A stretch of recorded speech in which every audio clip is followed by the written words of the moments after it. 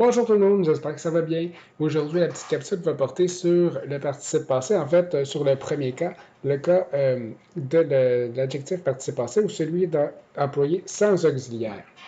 Donc, pour commencer, qu'est-ce qu'un participe passé? On va se le rappeler. C'est un adjectif qui est issu d'un verbe. Donc, on est parti d'un verbe et on l'a transformé en adjectif. Comment on fait pour distinguer un participe passé d'un verbe à l'infinitif? Ben, on a le choix de se poser deux questions. En fait, d'utiliser le remplacement avec des combinaisons de mots. Je vais vous montrer un exemple suivant. Donc, ma phrase ici, c'est « Je suis allé au cinéma ». Si moi, je crois que « aller » est un participe passé, je me pose la question suivante. Puis-je remplacer « aller » par « bâtir ». Donc, je suis bâtir au cinéma. Non, je ne peux pas le faire. Donc, ça ne peut pas être un verbe à l'infinitif. Est-ce que je peux remplacer aller par bâti? Je suis bâti au cinéma? Oui. Donc, je comprends que aller est un participe passé et c'est pour ça qu'il se termine par E accent aigu et non ER. Il y a différentes possibilités pour les finales d'un participe passé. On peut avoir un petit truc ici, se rappeler et dessus. Donc, la finale en E, la finale en T, la finale en U, la finale en I et la finale en S. Vous avez des exemples ici pour chacune de ces lettres-là, chacune de ces finales-là. Maintenant, je vais poser la petite question. En fait, je vais vous faire la petite remarque suivante.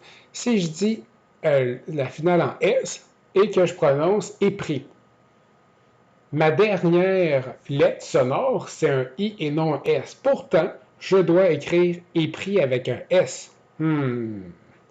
Comment donc je pourrais arriver à savoir à chaque fois quelle sera la bonne orthographe pour mon participe passé? Je devrais devoir mettre au féminin mon participe passé et ensuite retirer la marque du féminin si mon accord doit être au masculin. Je vais vous faire un petit exemple ici. Ma phrase est la suivante. Il fut conquis par son charme. Conquis, ça sonne comme I et non pas comme S. Par contre, si je dis conquis et qui est mon participe passé et que je le mets au féminin, ce ne sera plus conquis, mais bien conquise. Donc, ce que ça me donne comme information, c'est que je dois avoir un S. Et là, je me rends compte que, bon, ça prend un S. Par contre, dans ma phrase, je dois l'accorder au masculin. Donc, je retire le E du petit test pour la dernière lettre, puisque mon accord doit se faire au masculin. Donc, il y a trois cas de participe passé. Aujourd'hui, on va se concentrer sur le participe passé employé seul ou comme un adjectif. Donc, sans auxiliaire ou participe adjectif, comment on accorde ce cas-ci? On l'accorde comme un adjectif, c'est-à-dire avec le nom ou le pronom auquel il va être rattaché. En d'autres mots, on accorde le participe passé avec le nom qui va caractériser ou le pronom qui le caractérise. Ça veut dire quoi, ça?